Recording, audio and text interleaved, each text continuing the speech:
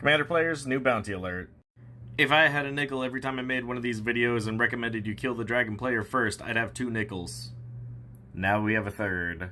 Teval, the balanced scale, rank number 24 with 21,000 dex to its name. This is a 4/4 spirit dragon with flying, and whenever it attacks, mill 3 cards, then you may put a land from your graveyard onto the battlefield tapped, and whenever one or more cards leave your graveyard, make a zombie. They're also druids. Who knows if that's relevant. We're looking at a Reanimator lands commander with a hint of mill, but let's face it, this is really just the combination of these. And also originates from a precon. Now today we're going to learn a new word. It's called dredge. If a chill didn't go up your spine, then you must be new to Magic, because dredge is an old keyword that used to haunt formats. In the same way, they thought that adding a +1/-1 would make Skull Clamp somewhat more fair, but ended up making it more broken.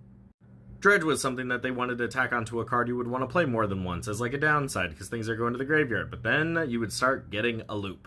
So, if you would draw a card, you may instead mill whatever the dredge number is, and return this card from your graveyard to your hand instead.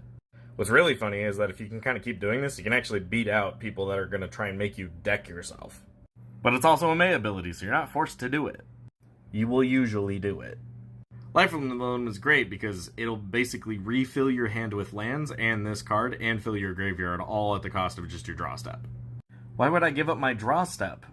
Because no one plans to cast this for 8. They plan to just bring it and a friend back for 3 by sacrificing one of the druids this guy's making. And since we're milling cards, how about everybody mills a card? Cue the recursiveness of this, with an honorable mention from this. And let's face it, this card has been stapled onto creatures too many times lately. Now these decks are actually really fun to pilot because all you need is an in into the graveyard and an out to get them back, and you basically can kind of keep it as your secondary hand.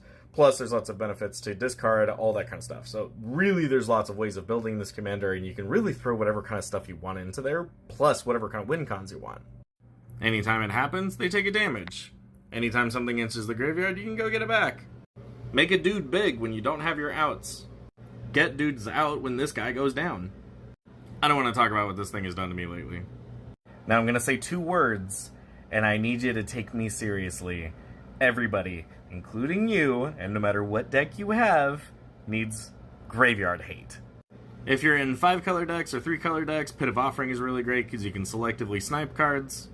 Scav Grounds can work really great in all decks just to like nuke graveyards in general. This will actually protect you from mill players and can get somebody else's graveyard kind of messed up. You can run this as a land.